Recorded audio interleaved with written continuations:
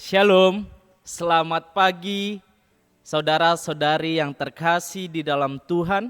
Selamat pagi umat-umat Tuhan dimanapun kita berada. Biarlah kiranya Tuhan selalu menyertai dan memberkati kehidupan masing-masing kita. Kembali di pagi hari yang indah ini, sebelum kita menjalani dan melakukan segala aktivitas kegiatan kita, marilah kita terlebih dahulu merenungkan firman Tuhan, agar melalui firman Tuhan ini di hari ini kita dikuatkan sehingga kita berjalan di dalam terang kasih Tuhan dan tidak menyimpang ke kiri ataupun ke kanan, melainkan kita hidup dan berjalan mengikuti firman Tuhan. Namun sebelumnya, mari kita berdoa.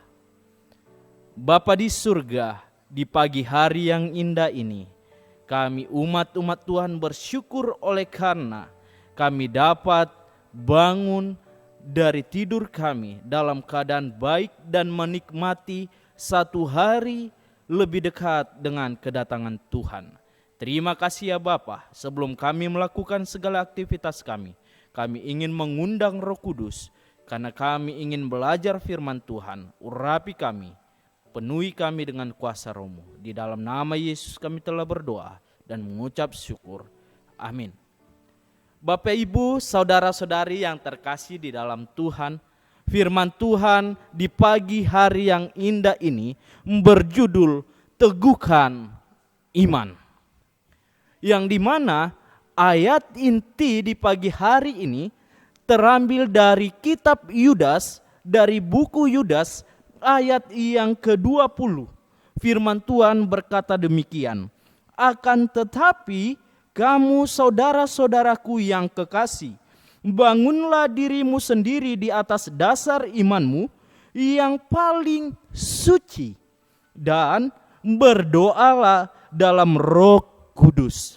Firman Tuhan mengatakan, Bapak Ibu saudara-saudari, di pagi hari yang indah ini, bahwa dikatakan kita umat-umat Tuhan harus berdiri di atas dasar iman yang paling suci, dan berdoalah di dalam Roh Kudus.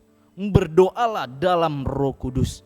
Mengapa atau apa maksud firman Tuhan ini di pagi hari yang indah ini? Oleh karena di ayat-ayat sebelumnya kita diminta untuk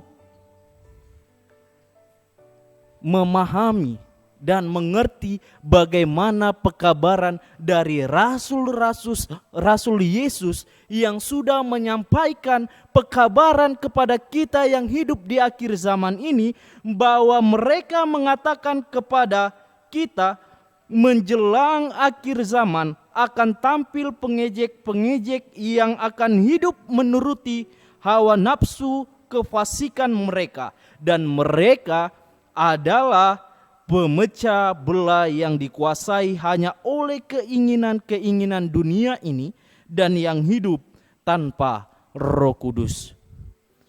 Kita diingatkan bahwa di akhir-akhir menunggu kedatangan Yesus yang kedua kali akan datang pengejek-pengejek yang akan hidup menuruti hawa nafsu kefasikan mereka. Bapak Ibu yang terkasih di dalam Tuhan, cenderung di akhir-akhir zaman ini kita merasakan di dalam kehidupan ini, mungkin kita yang mengikuti kebenaran Tuhan, kita sering mendapatkan suatu ejekan, suatu penganiayaan yang mungkin membuat kita akan bertolak daripada kebenaran yang kita sudah pegang, yang kita sudah percayai. Namun firman Tuhan menuliskan kembali kepada kita bahwa jikalau itu muncul di hadapan kita, jikalau pengejek-pengejek itu penganiaya itu ada di dalam kehidupan kita, mengusik dan mengganggu kita, kita diingatkan untuk kita tetap berdiri teguh di dalam iman yang suci dan tetap berdoa dalam Roh Kudus. Kita meminta Roh Kudus untuk menuntun kita, menguatkan kita, membimbing kita untuk menghadapi pengejek ataupun penyesat yang akan menyesatkan hidup kita. Sehingga di pagi hari yang indah ini, saya ingin mengajak kita, mari kita di saat kita menjalani hari ini, kita tahu di hadapan kita banyak pencobaan-pencobaan yang akan kita hadapi. Tetapi firman Tuhan mengatakan, mari kita berdiri di atas dasar iman yang suci. Dan jangan lupa untuk kita selalu berdoa, mengundang Roh Kudus untuk menuntun hidup kita.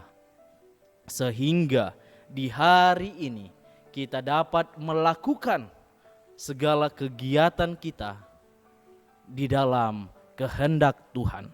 Dan apapun yang kita lakukan hanya untuk kepujian dan kemuliaan bagi nama Tuhan.